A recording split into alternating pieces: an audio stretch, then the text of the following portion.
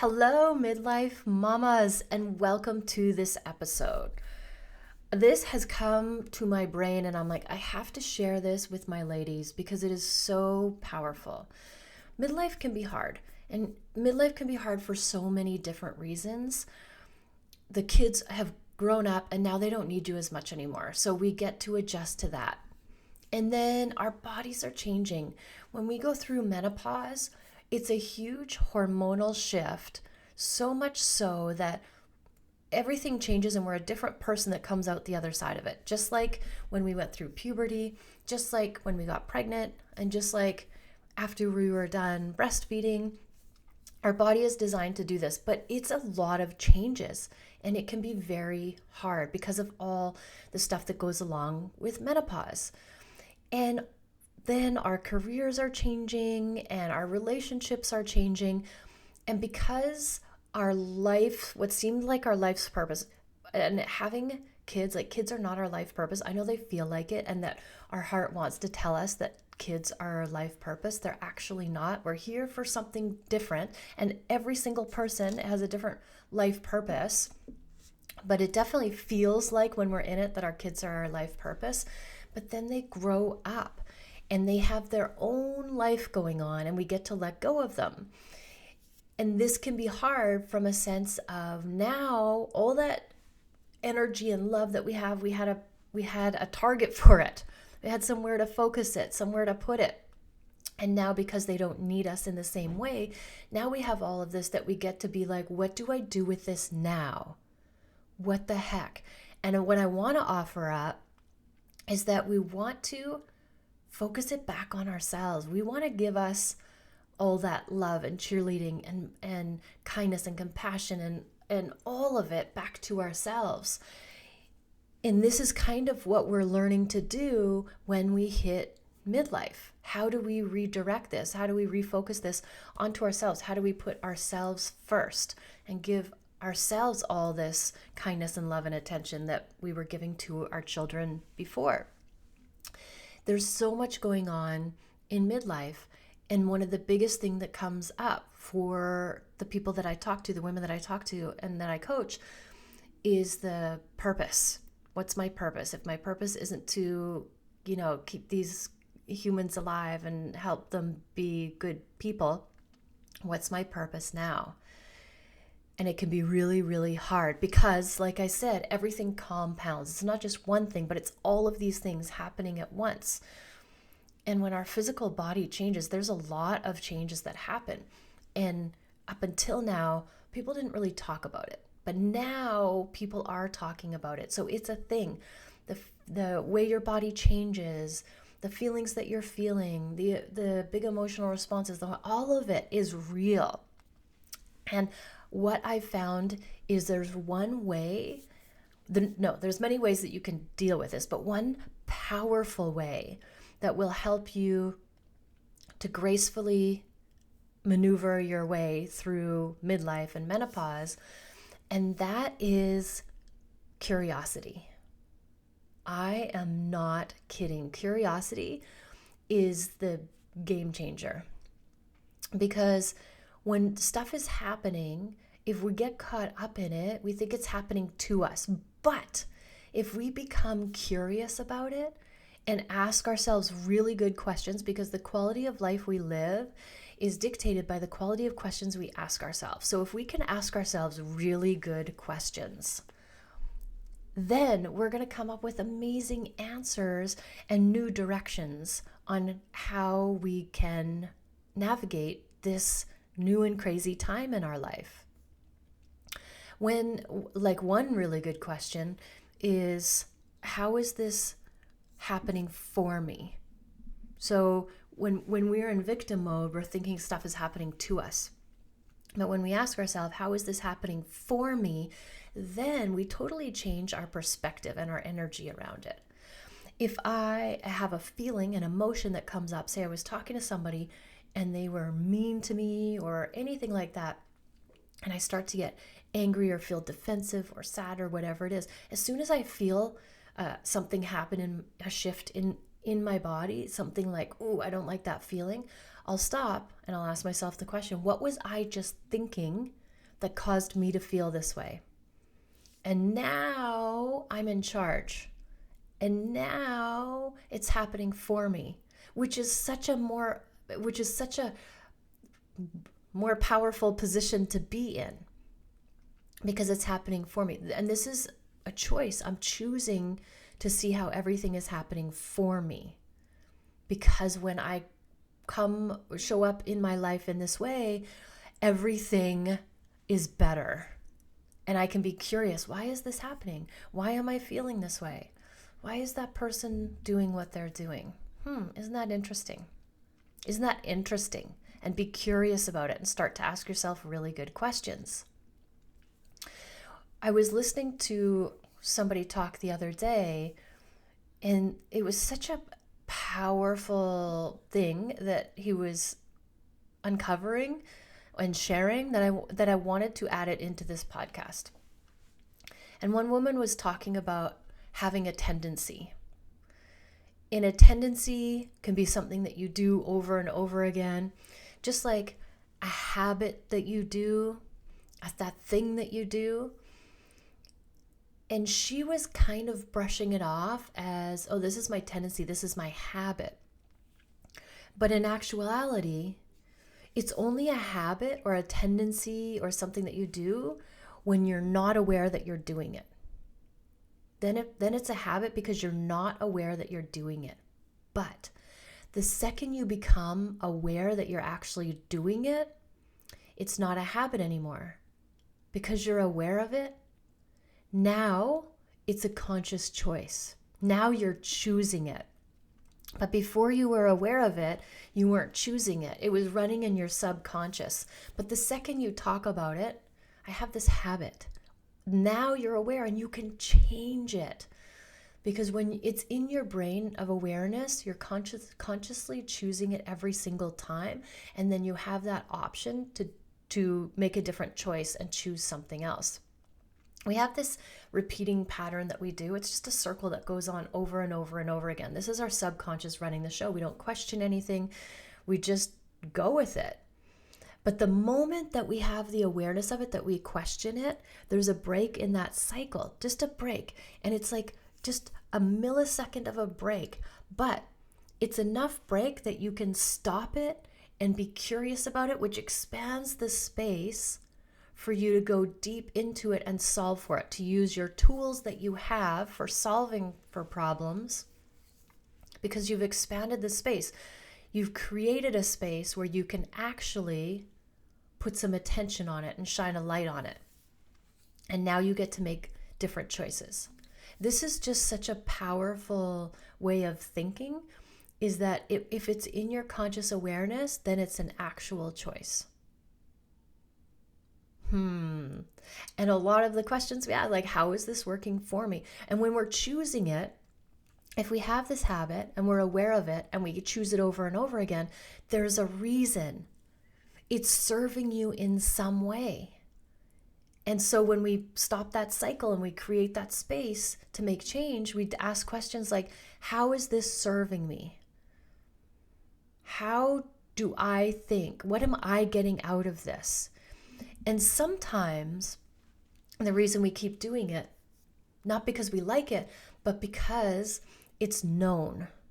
And so as soon as something is known, our brain is like, okay, we're aware of this, we know this, because our brain is designed to avoid pain, seek pleasure, and conserve energy. And so if something is known, okay, it's not going to kill us. So it's going to keep us safe because we know it. We didn't die when this happened, even though it's horrible. But the unknown is more scary than that. And so we choose the known because it's familiar, not because it's right for us, not because it's good, just because it's familiar, and that's it. And that's our brain doing that. We have to consciously see our brain doing that and then make a different choice. And as soon as we put it into the light, as soon as we shine light on it, that's when we can make a change. Otherwise, it's our unconscious, our subconscious just running the show, repeating, our brain keeping us safe. We did this, but we didn't die, so that's okay. Let's just keep doing it.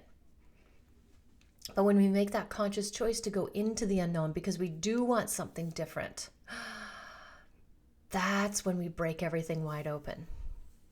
That's when we say that, and because, okay, here's the best part of this, because when we go into the unknown, that's just where we meet ourselves. That's more of us there. That's who we authentically are. We discover more of who we truly are. That's what's in the unknown. That's all that's in the unknown, is a deeper understanding of who we are and why we're here. Because we all are here for different reasons. Before we come here, we have decided that we need to learn a lesson. And then all the people that we come across are on board to help teach us this lesson. Because the universe is like, I got your back. And so whatever you're thinking, the universe is like, okay, more of that. You're thinking life is hard. Okay, more life is hard, because that's what they're asking for. That's where they're putting their attention. Whatever you put your attention on grows. You create more of. Fear, okay, more fear. Trusting, belief, curiosity, excitement, joy, okay, more of that.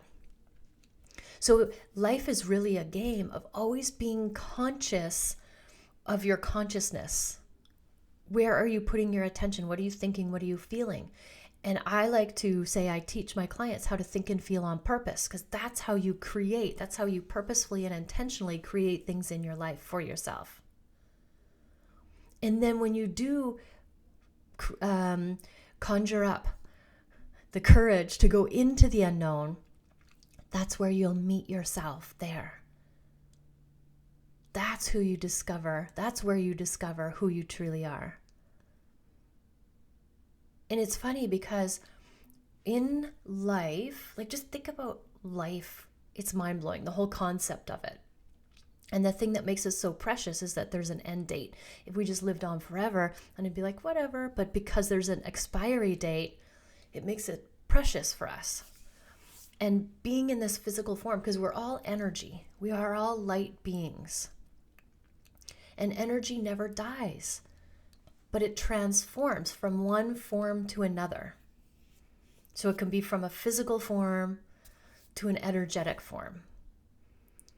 And when we are here on what I like to call Earth School, we're learning how to feel all the feelings. We're learning how to be in our physical body. And the reason it can be really challenging is because as an energetic being, being in a physical form is the toughest thing we could do. And that's why it can be really hard sometimes. Because when we come here, we know what our purpose is. And then as we grow up, it gets conditioned out of us and we forget. And then we're busy raising humans. And then when we hit midlife and we get to focus on ourselves again, we're like, we feel unfulfilled because we're not focusing on why we came here in the first place. And there's kind of a remembering. Yeah, I'm meant for more, but I don't know what it is. And then we get confused and we go through a midlife crisis and all of that. But what if it could be a fun adventure, discovering ourselves? Because when we go into the unknown, we meet ourselves there. We find more of ourselves there. How crazy is that? And if we're curious, hey, I want to know more about myself. Well, then I'm going to go into the unknown and find out. Because that's all there is. And then when we're done with this life, we go back into that energetic form. And then we can decide we need more lessons or we don't, because we have to hit certain levels to stay in that energetic form.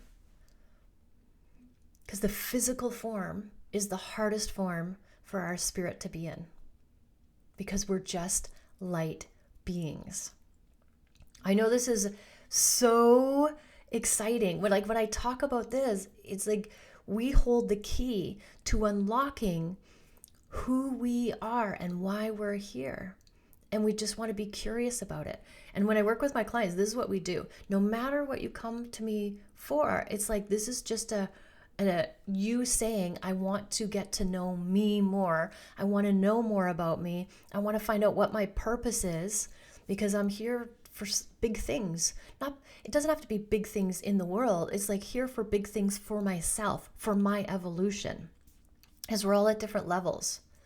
So in order for me to evolve, to become the highest version of myself, to become enlightened, I need to learn this about me. I need to learn how to do this. I need to know this part of myself. How do I know this part of myself? And when you can be in total harmony, when you can because nature is all balance. So when I talk about balancing like our health, I talk about balancing our body. But there's also the masculine and energy and feminine energy, the yin and the yang. And when you can balance that, that's how you really get to know all parts of yourself. So it's about balance in all areas of our life. And gosh, that can seem like a lot. That can seem hard when you don't know how to do that and you've never been told that or taught that before. But all this comes down to is you getting to know you better. That's all it's about. It could appear as money or as relationships or as having a nice house or having nice clothes or whatever. But it's just really you getting to know you, the real spiritual soul version of you, the true heart of who you are, your most enlightened version, your most enlightened self. That's what this is all about. And so if you can focus on that with really good questions, be curious. That's why I wanted to talk about this podcast in the first place. It's like the answer is sheer curiosity and kindness and compassion. If you can let go of the judgment, because the shame is, this, especially for women, shame is huge. And shame is a couple of things. Shame is judgment, usually of ourselves, and secrecy, not telling anybody. Like, this is so bad, I can't tell anybody, so I'm going to put it in this thing and I'm going to carry it with me all the time. But if we could open up that bag and look at what this is and love this part of ourselves, this is part of the balance. Okay, we can love the good stuff about ourselves. We can love that we're kind and funny and all that. But can we love this part? The part that we've somehow, somewhere along the way, something happened and we deemed this part of ourselves unlovable. And can we love that part of ourselves? And for a lot of us, there's more than just one. So when we can learn how to love those parts of ourselves, the ones that have been deemed unlovable by just like a one-off situation that happened and we made it mean in our brain that is part of ourselves is unlovable. The moment that we can learn how to love the unlovable part about ourselves, that's when we become whole and complete. And that's when we really get to know and understand who we are. Like if that unlovable part is like being a bitch sometimes, it's like, ask yourself this question: how does that serve me sometimes? How can that be good sometimes? How can I love that part of myself? How is that happening for me sometimes? Because sometimes you need to be a bitch in certain situations. So can you love that part of yourself? And once you can learn to love all parts of yourself, then, oh my gosh, that's when you start to really see what life is all about and enjoy it for what it is, which is not what we think it is. It's not about the rat race or the money or the be the best or do the most. It's about loving yourself exactly as you are in this moment on the journey you're on, loving all parts of you, and then showing up in the world in awe of everything that's going on, of all the nature around you. Take your cues from nature.